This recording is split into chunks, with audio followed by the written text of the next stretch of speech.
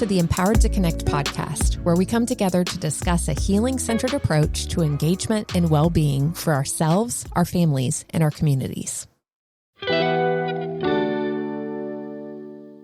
Hey, everybody, this is Jessie Ferris, and I'm here with Tana Ottinger and Becca McKay. And guys, it is birthday month in my house. There are lots of celebrations that happen back to back. It's like every 2 weeks we're celebrating somebody. And then in the grand scheme of things, we get to celebrate our wedding anniversary at the end in one last blast. So it can be a little exhausting, I'm not going to lie. And it's kind of caused me to start thinking about just what is important when it comes to celebrating a person.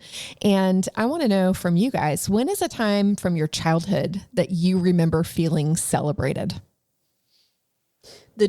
So I have two that pop to mind. The first one is I taught myself to play the guitar when I was in middle school. And there was a year where for my birthday, my parents surprised me with my own guitar. My brother and I had shared one or had used one that was at our school. And so there was a year, I can't remember if I was in 9th or 10th grade, and my birthday surprise. And we lived in a 900 square foot apartment. So they had hidden it on our balcony. They had hidden it behind some boxes so I had no idea that it was coming. And they pulled out this guitar, and it was something that I was really into at the time. I was really enjoying it. I was spending a lot of time with it. I didn't ask for it. That wasn't what I had asked for my birthday. And it was they saw me. They knew what was important to me. They knew I wasn't going to ask for it because it was kind of expensive. But they saw me and gave it to me. That's one that comes to mind. And the other is which all these are birthdays, but we could talk about other things too. But the other thing is, I have a twin sister, and we celebrated our birthdays together most of my childhood. And the ritual that we had was we decorated our own cupcakes, and we always had yellow frosting for Rachel and purple frosting for me. And so they started that when we were tiny. And I just remember when I see cupcakes, I'll take a picture of them and send them to my twin now. It's just to me, ingrained with that ritual that they started when I was tiny and carried through high school. It changed over time. The way we celebrated changed, but they had kind of started that when I was little. And so now, I think of times when people bring me a cupcake and it's a little extra special because it's just sentimental to me. So those are two that pop to mind. Do you still gravitate towards the purple icing? My color preferences have shifted over time, but I recently became a mom to a baby girl, and I'm drawn to everything purple for her. And my husband is no, pink. And so it's funny because I'm even though I have drifted away from purple in my adulthood, when I was loving on my baby, I love all things purple for her. So it's just sentimental to me. Not unrelated. Yeah. What about you, Tana? Two things came to mind. One is a Christmas gift in my young childhood. It was I'm about to date myself, so hang tight, y'all. And I also just gave y'all a y'all. So I also just told y'all I'm from Texas. How do you tell somebody you're from Texas without telling them you're from Texas? You say y'all real strong. Okay. So it was back in the Cabbage Patch Kid phase. Yes. And I wanted one so bad, so bad. And it was during the phase where people were getting trampled and you were waiting in line and they were selling out, again, before the days of shipments and Amazon. You get to actually go stand in the store and try to get one that was, just put on the shelf. And they were selling out everywhere. So we were approaching Christmas. I just knew for sure there was no way I was going to get one. And I surely was not going to accept one of the homemade ones that some people were making at that time when you couldn't get them off the store shelves. And I woke up Christmas morning and there were two there. And I found out that my mom had worked out a deal with my aunt who lived overseas. Oh my goodness. To get Cabbage Patch Kids and ship them to me internationally. And of course, I woke up Christmas morning and felt extra special. And funny thing, if y'all have never smelled a Cabbage Patch doll, they smell like baby powder. They have their own smell. And that is still an incredibly sentimental smell to me. In fact, I was just visiting one of our young adults last week. And we went to a toy store and we were like, do you remember this? Do you remember this from when they were little? And walked by a doll. And I just happened to pick it up and smell it. And it smelled like a Cabbage Patch doll. So that's one. Another thing that is just a huge sentimental time of celebration for me was my dad, who has now passed, was diagnosed with MS when I was in middle school. And as you can imagine, it was a really difficult time for our family. We were going through a ton of family transitions. He retired and started staying home. And my dad was a very playful, loving, nurturing dad to me. Like, I had the gift of that. And I very much understand what a privilege and gift it is to be able to say that about my dad. But he just delighted. Like, my remembrance of my dad was that he delighted in me. And all in middle school, because he was retired, he was the one that packed my lunch. My mom started working full time, and they just kind of divvied up chores that way. And so my dad wrote me notes in my lunchbox every single day. And I wish that I would have just kept them. I don't have them anymore. But there were many a time when I would open my lunchbox and my dad would have written my friends' notes. And so, like, it was all my friends were always wondering if at the table, like, there would be a note from them, to them from my dad. So sweet. So what a sweet way to celebrate me. And even in middle school, like, people thought it was cool if Papa Joe wrote them a note too. So celebrating me by caring about my people and just being like really, really tender. I love that. I have never in my life wanted to go back to middle school, but maybe I kind of want to, just so I can get a note from my your dad. lunch table. Yeah, I want to sit at your lunch table. No. Yeah, you do. They were really sweet. That's what sweet. about you, Jessie? Does anything come to mind for you? Well, I was thinking of birthdays too, actually. And the one that I felt most celebrated was, I think it was my 8th or 9th birthday. It's funny. Isn't it funny how your memories kind of meld together? I was just talking about this particular birthday party with my mother recently, and we said one thing, and then I went back and found a picture of it. Anyways, it was a birthday party that was thrown by my extended family. And when I was growing up, I moved around a lot. And so usually we would spend holiday breaks going back to visit our grandparents and our extended family. My mom was one of 4 siblings and on the younger end. And so I had all these cousins and second cousins who were a lot older than me, almost like aunts and uncles to me.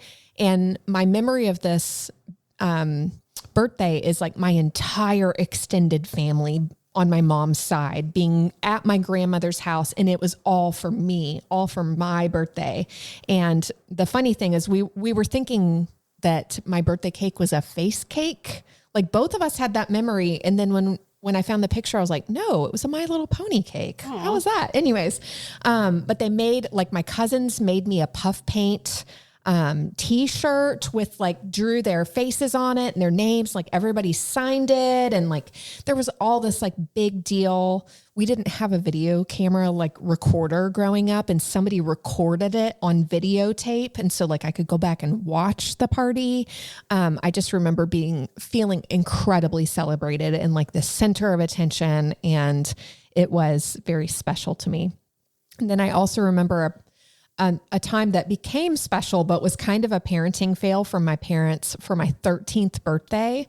I had moved that year from upstate New York to Atlanta, Georgia. So I was experiencing major culture shock. Everything that was cool in my old world was not cool in my new world. And cool was very important as I was transitioning from 6th to 7th grade. And my parents gave me a trip to go visit my old friends in New York. But the way they did it was by giving me a Girl Scout membership, because all of my friends in New York were part of the Girl Scouts. And when I went to visit, they were going to go to a Girl Scout camp for part of that time. And I needed to be a member to go with them.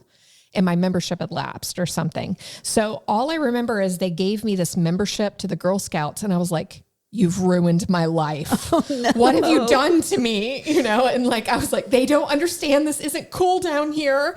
And I was freaking out. And I read the card out loud, and it made them start laughing because I read, "Welcome to a desolence."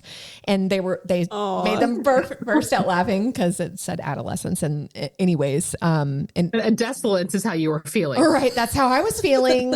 And it made them laugh, which made me more mad because I was like, they're not taking me seriously. And then once we got it sorted out, I was like, oh my gosh, this is going to be an amazing gift. But at the time, I was not loving it. That was kind of a parenting fail. I felt bad about that later of like, oh, they really tried to celebrate me and I just didn't receive that well.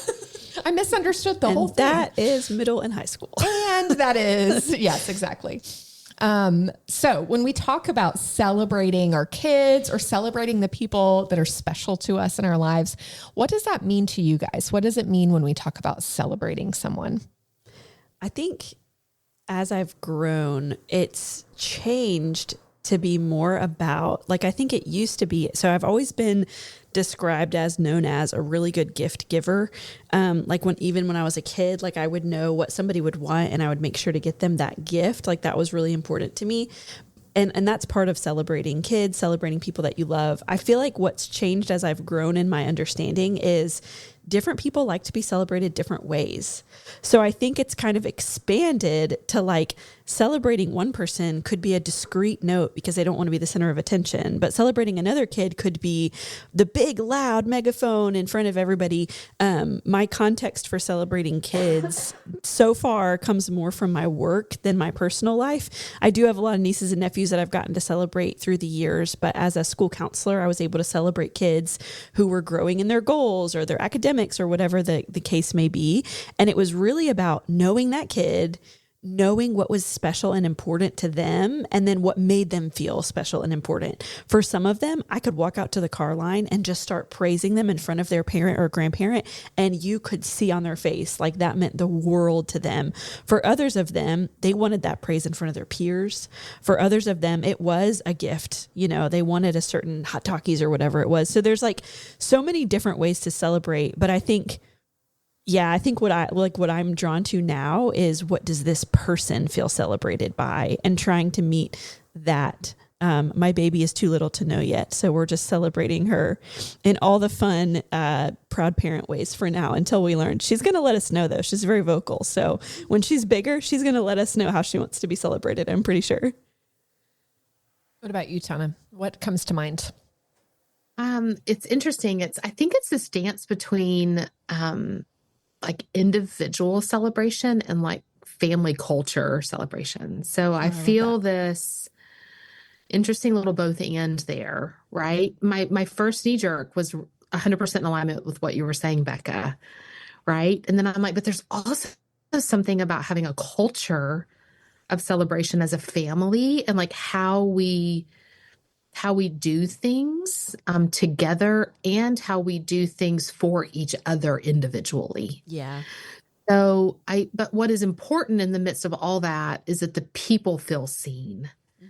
So if there was a certain way we would do something as a family and it would be the opposite of making someone feel celebrated, then it would go by the wayside, you know, for them to feel individually celebrated. So I think celebration to me is this embracing of individuality and like family love and the word lavish, no surprise, comes to mind when I think of celebration. You know, the bigger, the better over here, at least if I'm in charge of it all. And I love that about you. I celebrate that about you, Tana. Thank you, Jessie. Your the lavishness. more, the better. That does not make it right or wrong. That is just my personal leaning towards celebration. Yeah.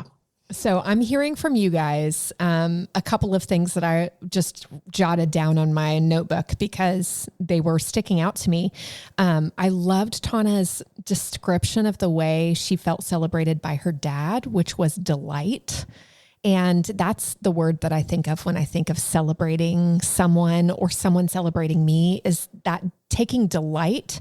I heard Becca talk about, or no, maybe you said it, Tana. Somebody said feeling seen, like that idea that like that person really knows you. They really see you. Becca didn't ask for that guitar, but she felt seen when it was purchased for her anyways. And, there's that knowing of, I really love how you pulled out the family culture piece, which is very big at ETC with rituals. And that idea of belonging, like rituals are, when we're doing them as a family, that's what's communicating this is us, right? That you feel that sense of collectiveness and belonging when you're engaging in that celebration. So maybe you're celebrating one person, but it includes everyone. And that ritual also kind of lays maybe like even no matter how lavish or small it is, that easiness of like, we know what to do because this is what we do when we celebrate you.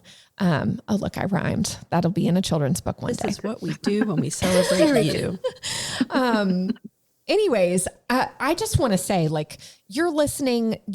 I think if you're a regular listener on this podcast, you know, Jesse, Tana, and Becca are very different from each other. Our families are different from each other. So obviously the way that we celebrate and prefer to be celebrated is going to have differences. So let's talk first. Like, you talked about a memory of when you felt celebrated. What was it about that? If you were to drill down further into that, like what actually helps you feel celebrated? Is it the feeling seen part? What about that is it?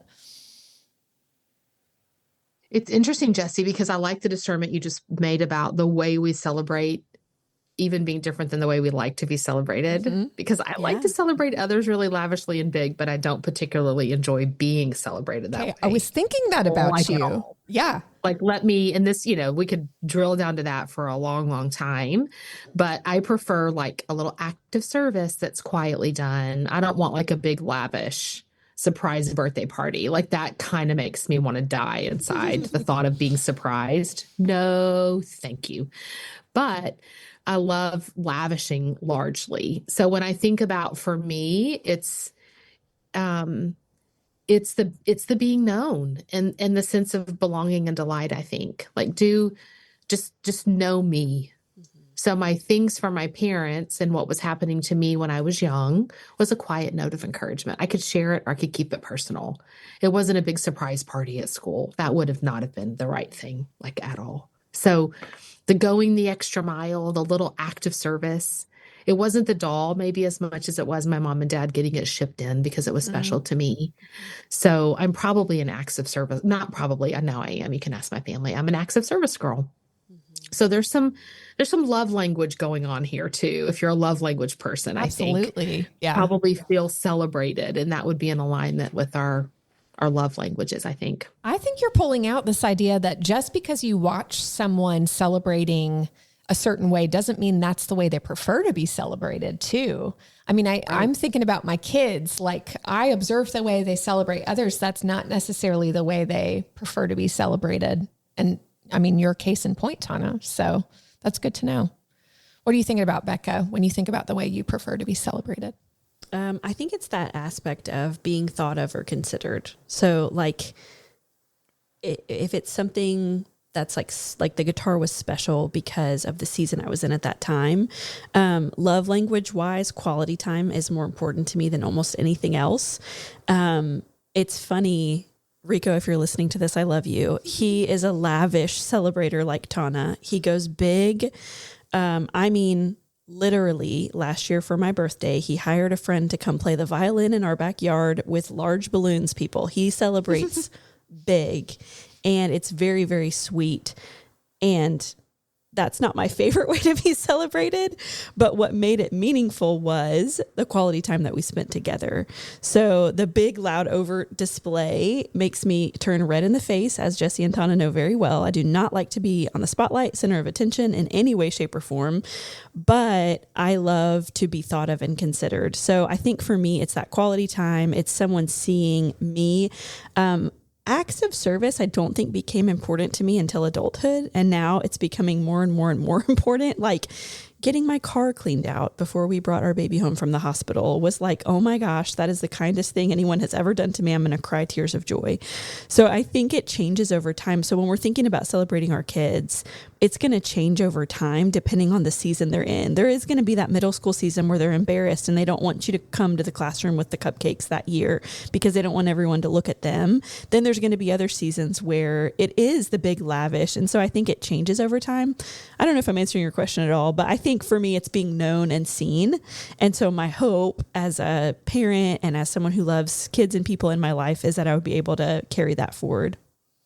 What I hear you say, Becca, that's standing out to me is that even being seen and known is honoring the stages and ages and changes. Like that's part of it too, right? Like what is it?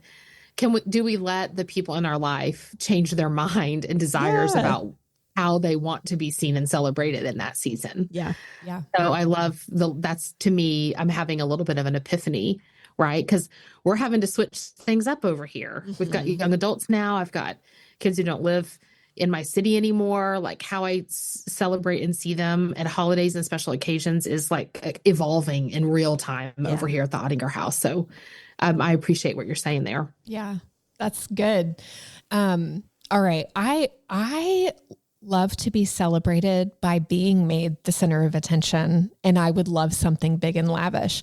And I've struggled with it because this kind of bleeds into other conversations we've had, but I often have trouble expressing what I need or want. A lot of times I don't know what I need, but in this case, it is something I want and I feel a little ashamed of it.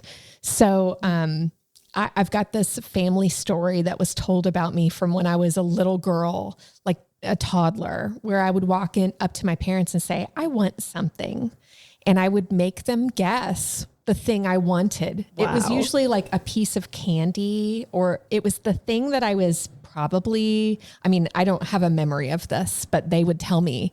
And it was probably something I was ashamed to ask for because I thought they might say no, or they, And so when I think about being celebrated, I am especially thinking about like, I love people to know it's my birthday. I feel this way towards other people too. I hate interacting with somebody and then finding out later it was their birthday or there was something that I could have celebrated about them and I didn't know. It was tough for me growing up as a young adult, in those college years. Tana's talking about how they're having to shift the way they celebrate. Like that was hard for me to start negotiating with the people in my lives how I liked to be celebrated. I remember getting in a fight my first year of marriage with Nick because he didn't celebrate me big enough. He thought what he did was enough. And I was like, I feel like you ignored me on my birthday. We were like at a summer camp volunteering with youth, and I was like, nobody's saying happy birthday to me. There was no cake.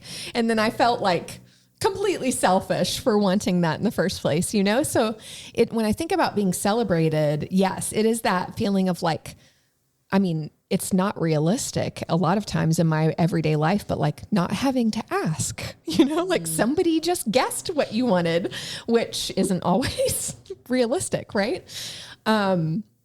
I want to know, how have you guys navigated celebrating on a small scale? Like when you think about the people in your life, especially kids in your life, how do you work on celebrating them on a small scale, like maybe daily or weekly? I love go ahead, Becca. Yeah.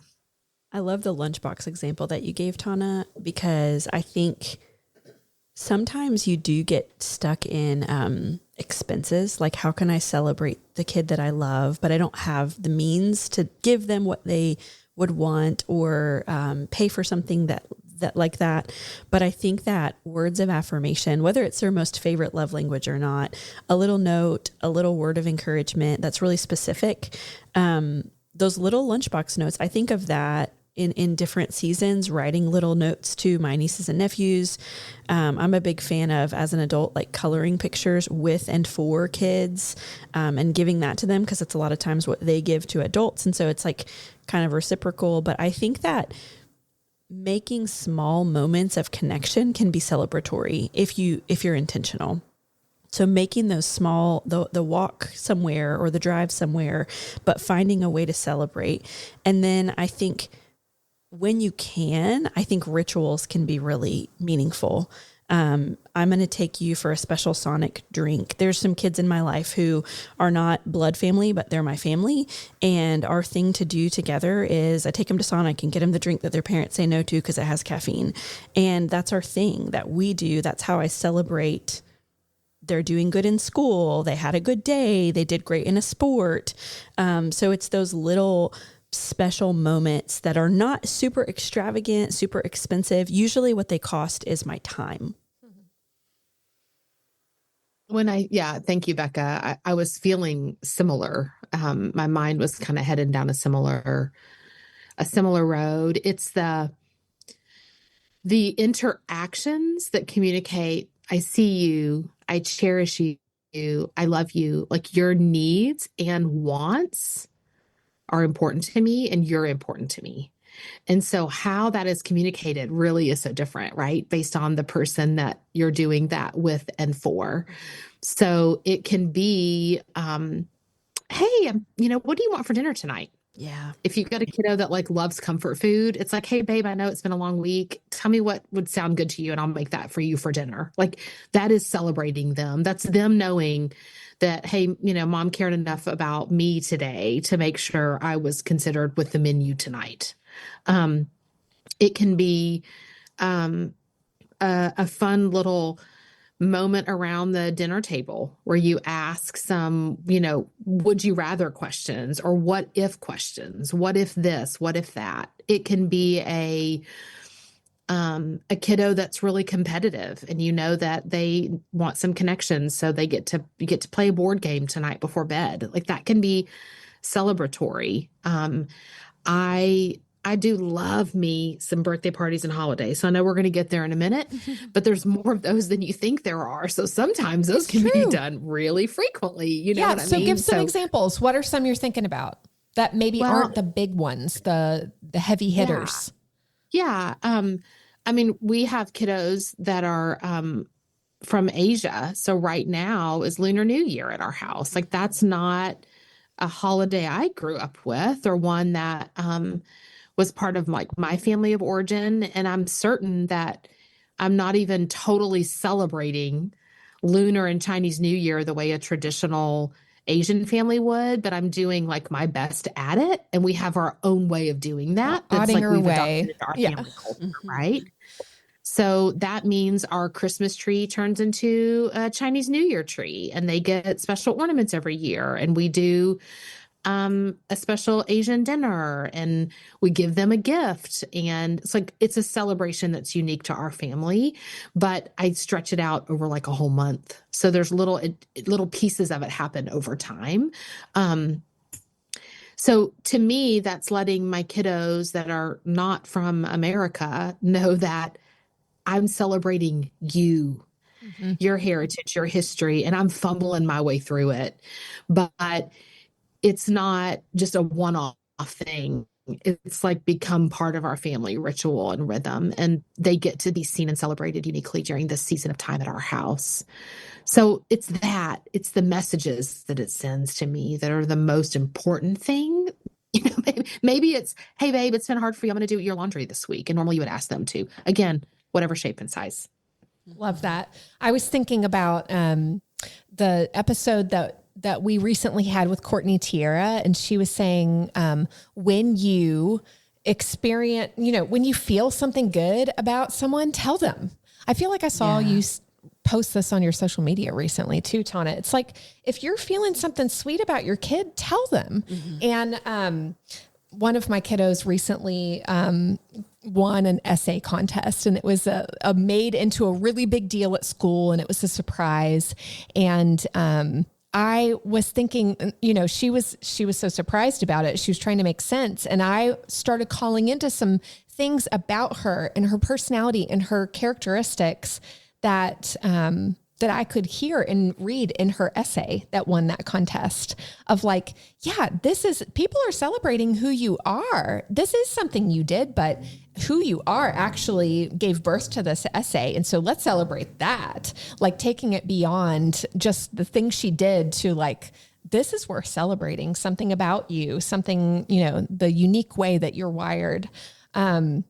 I also have been known to celebrate when a particular child gets in trouble at school. I'm sorry, teachers, but if you have a child who is very hard on themselves and is perfectionistic and has a really, they're going to discipline themselves more than you ever would, then I have found opportunities to celebrate when that kid fails, when that kid messes up, and in order to encourage resilience and a growth mindset in that child's life. So we will joke like, oh, we're waiting for you to get a level, or like they were talking about, the way it is in middle school and how sometimes if you get a level one of the consequences is you have to have a silent lunch.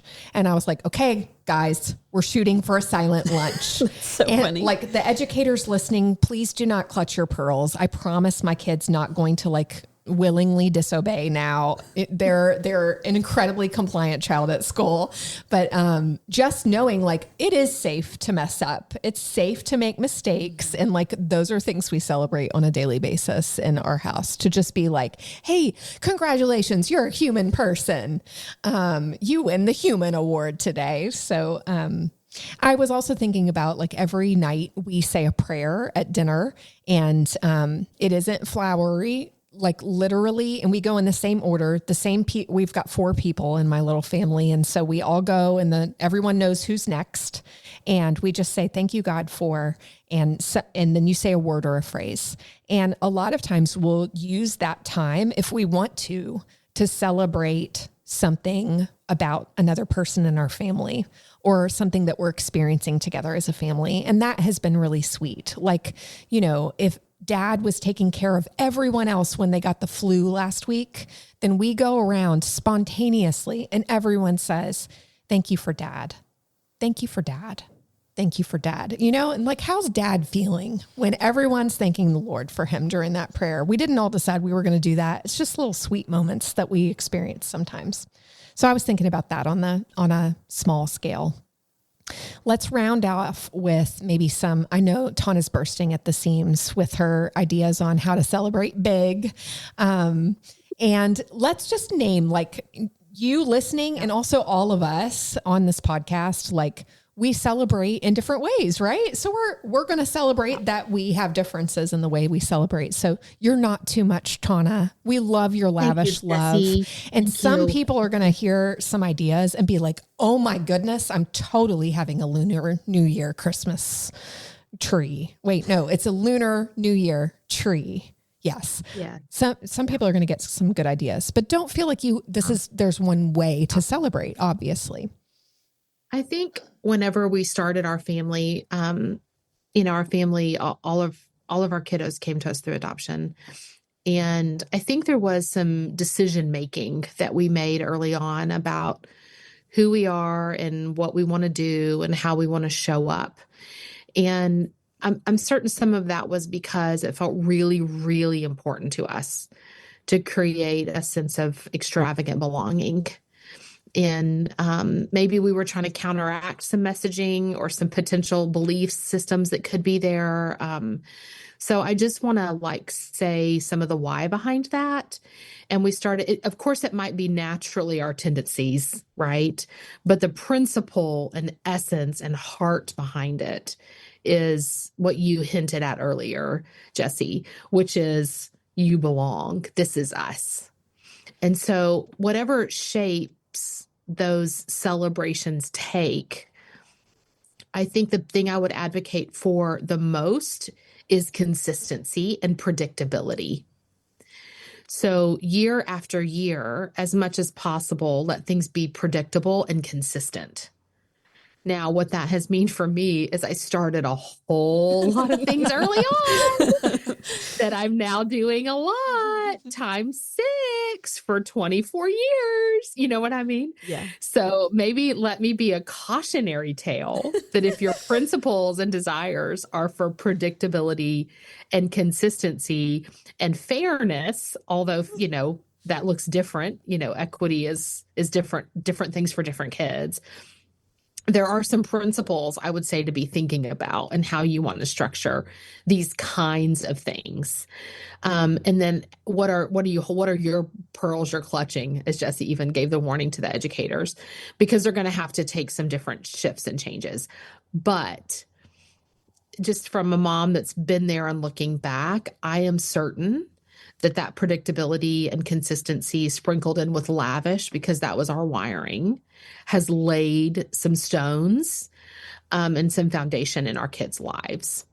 And it's been really important, I think, to their sense of self and belonging. And so what have been some of those kinds of things? Well, we have certain ways we do birthdays, and we hang birthday signs a certain way, and the table's always set a certain way, and there's always certain kinds of cupcakes and candles, and kids got to always pick. In fact, one of our older kids is dating and was sharing with their partner this past weekend about that, of like, I always got to pick what I wanted for breakfast on my birthday, and I always got to pick what I wanted for lunch. And look, they're, in their early 20s, and they're thinking about those young childhood things. So I'm like, score, it worked. Like, they knew they had choice and voice and autonomy to pick whatever they wanted. I didn't care what it was. So we're making decisions with those heartbeats in mind. It was our principles that were driving our decision making. There's certain ways we do Christmas Eve and Christmas morning, and the kids know, and I'm going to work my tail end off for it to be like that year over year over year. Now they've moved away. What does that look like? So I think do it your way. I mean, I know some people, when I think about holidays, they have certain kinds of gifts, certain numbers, and certain reasons. I'm not dogging that. That did not work for my family. There's not 3 presents under the Christmas tree. There's different numbers than that, but that's okay. That's our family culture. But if 3 is your thing, be consistent and be predictable, and make sure your kids feel really, really seen and treasured and cherished with the way you do those celebrations. I don't know. I can get into some details, but I think that's the essence of it, is predictability and consistency, big or small, lavish or not. I really love that, because I married into a family that no matter whose birthday it is. So I grew up far, far away from extended family. And now my husband's family lives, lots of them, within like 20 minutes drive, 30 minutes drive. So they're all close by. And no matter whose birthday it is, there's going to be cake and ice cream. There's enough family members, and I'm new enough to the family that I don't know when everybody's birthday is. But right now, as we're recording this podcast, I see the family text and it's happy birthday so-and-so. So I know that even though there's been no communication about this, I know what that means. That means we're going to show up at that person's house tonight, and there's going to be cake and ice cream. So the celebrations that each nuclear family does is different. It changes. Sometimes it's kids and they do parties at Chuck E. Cheese, and other times it's teenagers and they do laser tag. But no matter what, their family always does cake and ice cream together. And so it's funny to listen to you talking, Tana, and just think about that is what that is. Like, that's the this is usness of the family I married into. And then I just love the vision you're casting of like knowing your kids, celebrating your kids. There's so many different ways to do it. I think the one example that pops to mind that's just cute to me that I'll share on this episode just for fun is that I have a niece that was born in November, and she was begging for a Halloween birthday party in November. And my sister and brother-in-law were like, are we going to do this? Are we not? It is still the birthday she talks about. Like, she was a little one and everybody came in their Halloween costumes for a second time a month later. And that is the birthday, she dressed up as a cat, I think. And I can like see in my mind's eye how that was for her. So just letting it be silly and playful, and it doesn't have to make sense. Like, it's month after, but that's what she wanted. She wanted a Halloween birthday party. So just letting kids be kids and have those like meaningful moments that like, hopefully when she's older, she's going to think back and be like, remember that one time we did the Halloween birthday party? That was funny. Okay. You know what I want to do a happy dance about? I feel like I get kind of caricatured as the high structure gal around here. And I want to say this is Tana's area to shine in the structure wheel. Like, 100%. I'm like, oh my goodness, that is some structure, Tana. Like, way to go. I have so much structure. In fact, I'm laughing, Becca. I've done a Halloween birthday party in June. Yeah. My for brother one of had our one in kiddos. April. Yeah. Halloween was his favorite Memorable. holiday, and he was begging for it. But thank you for that, Jesse. It's true. It is so much structure. There is a way it is done. Yes. Nobody's ever just one thing, guys. No. So like no, we are when not. you think about the way that Tana balances nurture and structure, like hear the structure in that. Also, when you hear the way I balance nurture and structure, I'm going to come back around to you and say, guess what? You get to change your mind. You do. Right? Let yourself Jesse's- off the hook. Jesse says, I'm nurturing I'm too. like, woohoo, I'm going to be the loosey-goosey one who is like nurturing in this moment. But I was thinking about like, maybe I've shared this on the podcast. I used to be like I went real big on Christmas when my oldest, at the time, only child was really young. We opened a different envelope every single day for the 12 days for Christmas. And they let us do an activity to do and a treat to make and a song to listen to and sing together. And I did maybe 2.5 years of that. And then I was like, oh dear goodness, I have gotten myself into a mess. And, I kept like, I have this joke at the office, like I tend to kind of go too complicated before I find my way of like something a little bit more simple. And so I let myself off the hook. It happened to be during a time when another transition in our family was happening. We were adding our second child. And so naturally some things were different that year. And I used it as an opportunity to pivot and simplify a little bit. And anyways, I 100% say yes to what Tana was saying. And I also want to balance it with like, you can change your mind and it's okay to make some changes and negotiate that as a family. It's funny because our holidays have some elements that are the same, birthdays, like big celebrations. But what's most important to me are those milestones, which are consistent, but they are spread out. So I'm thinking about like in our family, there's a certain age when you get to start reading a certain popular children's novel series. And you can only read through book 3 of that series. And then you have to start middle school before you can read the rest of it.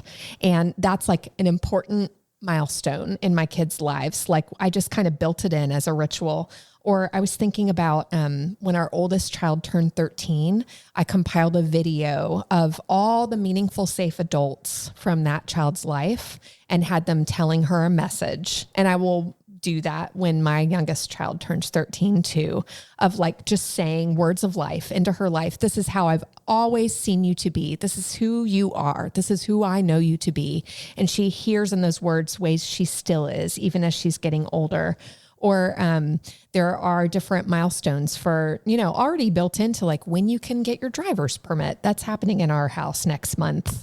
No, this month. It's happening. I know Becca's making a crazy face. We will have a driver. We will be teaching a human to drive in our house soon. I can't process that. I know. But like I've just kind of built some extras into that of like, I think it feels good to grow up and like to grow into a random age that maybe you don't get a driver's license, but you do get to read this book series, or like you do get access to this type of television show, or just some things that we've kind of built into that, which help me celebrate that child getting older. Like there's more responsibility, but there's also really fun stuff that comes along with that too. So I hope you've gotten some good examples of ways that you can celebrate big and small. And if you're like me, having birthday month going on, maybe you've gotten some ideas for what you can bring into your family celebrations. Any last words, guys? Any last thoughts before we close it off? Take time to celebrate the people that you love. Don't let the exhaustion or the crazy busyness keep you from doing the little things. And when you can celebrate people in the way that they love to be celebrated, do it big, do it loud. Like, I think that we can't tell people enough how much we love them, appreciate them, care about them, and see them. So in big and small ways, I just hope that we do that. It's good. Ditto. I see you and you matter. That's celebration right there. Well, you guys matter to me. Thanks for doing this with me. I celebrate who you are. And listener, do something kind for yourself today. You're worth celebrating too. Even if it's just telling yourself something that's affirming about who you are. We are thankful for you, and I'm thankful to have talked through this topic with you guys. I hope you have a great day, and we'll see you next time. We hope you enjoyed the episode. If you're interested in learning more, head to empoweredtoconnect.org for our library of resources. Thank you to Kyle Wright, who edits and engineers all of our audio, and Tad Jewett, the creator of our music. On behalf of everyone at ETC, thanks for listening, and we'll see you next time on the Empowered to Connect podcast. In the meantime, let's hold on to hope together.